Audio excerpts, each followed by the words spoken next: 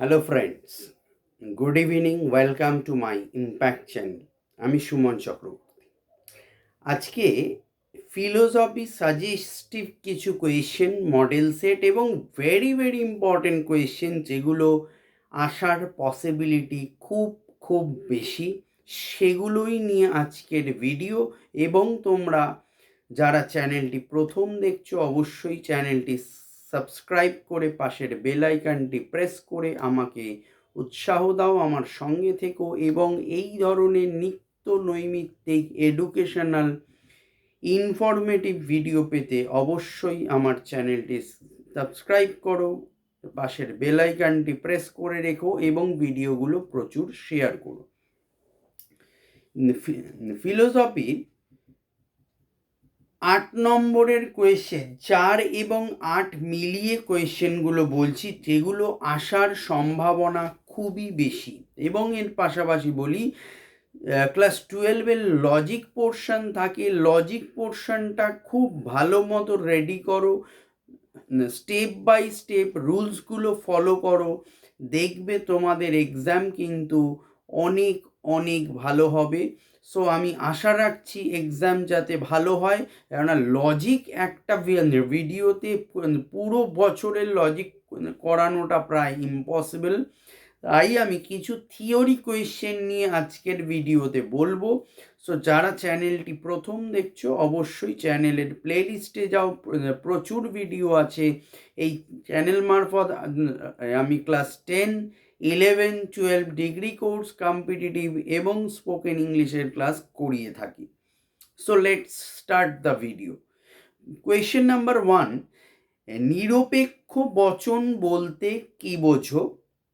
গুণ ও পরিমাণ অনুযায়ী নিরপেক্ষ বচনগুলির শ্রেণীবিভাগ করো। ওর সাথে উদাহরণ সহ নিরপেক্ষ ও সাপেক্ষ বচনের পার্থক্য লেখো। এগুলো যে কোনো রাইটারের বইতেই তোমরা পাবে। আর যদি টিউশনে পড়ো তো টিউশনের টিচারও নিশ্চয়ই লিখিয়েছেন। এই কোয়েশ্চেনটা তোমরা কমপ্লিটলি রেডি করো, দেখবে কমন আসার চান্স খুব বেশি। নাম্বার 2, কোয়েশ্চেন নাম্বার, পদের ব্যাপ্যতা বলতে কি বোঝো? এ ই আই ও বচনগুলির কোন কোন পদ ব্যাপ্য তা আলোচনা করো।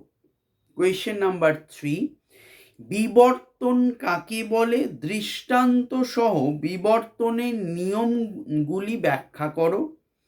4, আবর্তন কাকে বলে? আবর্তনের নিয়মগুলি ব্যাখ্যা করো।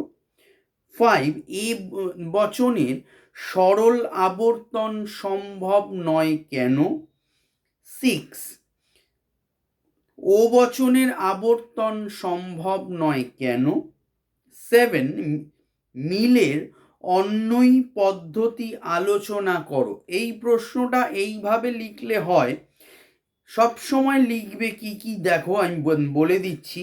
সংজ্ঞা, আকার, দৃষ্টান্ত, সুবিধা, অসুবিধা, এই কটা পার্ট তোমাকে মিলের অন্যই পদ্ধতিতে লিখতে হবে। ওকে। কোয়েশ্চেন নাম্বার 8, মিলের অন্যই ব্যতিরেকী পদ্ধতি ব্যাখ্যা করো। সেম পোর্শনই লিখতে হবে, আমি বলে দিচ্ছি তাও। সংজ্ঞা, আকার, দৃষ্টান্ত, সুবিধা ও অসুবিধাগুলো লিখতে হবে। ওকে। এইবারে কিছু ইম্পর্টেন্ট টিকা টাইপের আসে যেগুলো ইম্পর্টেন্ট এই বছরের 2025-এ, সেগুলো বলে দিচ্ছি। নাম্বার 1, মন্দ উপমা। 2, অবৈধ সামান্যীকরণ দোষ। 3, অব্যাপ্য হেতু দোষ। 4, অবৈধ পক্ষ দোষ। 5, অবৈধ সাধ্য দোষ। 6, চারিপদ ঘটিত দোষ। 7, নিরপেক্ষ ন্যায়ের মূর্তি ও সংস্থান। 8, নিরপেক্ষ ন্যায়ে সাধ্য পক্ষ ও হেতুপদের কাজ। সো এগুলো কিন্তু এই যে 8টা বললাম টোটাল টিকা, এগুলো কিন্তু খুব মুখস্থের দরকার নেই। তোমরা বুঝে যদি লেখো আমার মনে হয় অনেকাংশেই লিখতে পারবে, যদি কনসেপ্টটা ক্লিয়ার থাকে।